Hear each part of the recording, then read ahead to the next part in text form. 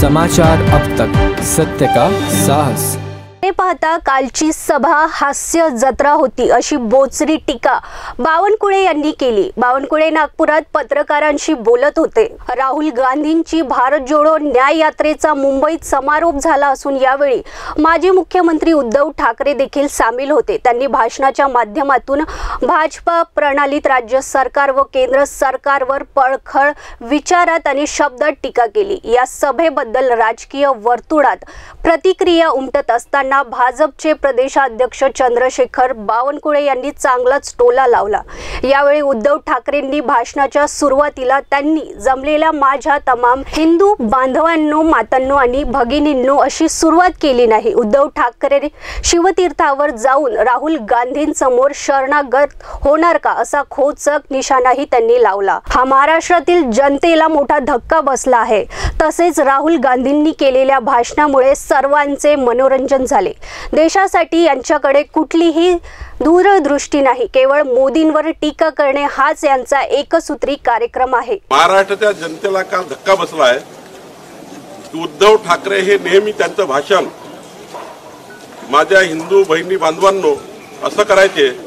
काल त्यांनी हिंदू बहिणी बांधवांचाही उल्लेख केला नाही।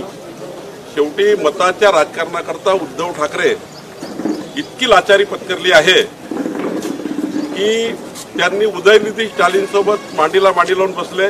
ज्या उदयनिधी स्टालिननी हिंदू धर्म संपवण्याची भाषा केली ते राहुल गांधीला असे शरण गेले आहेत की राहुल गांधींनी वारंवार ओबीसी समाजाचा अपमान केला आणि स्वातंत्र्यवीर सावरकरांचा अपमान केला।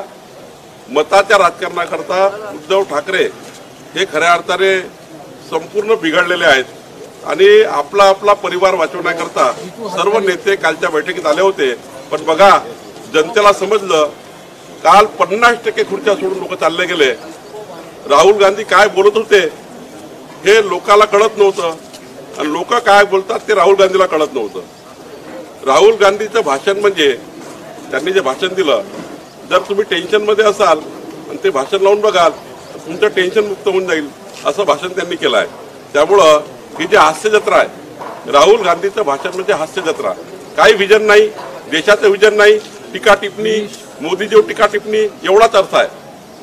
देशाकरता काय करणार आहे, विकासाचं काही नाही आणि त्यामुळं ही हास्य जत्रा झाली आहे। कालची सभा ही हास्य जत्रा होती, यापेक्षा काही नव्हतं।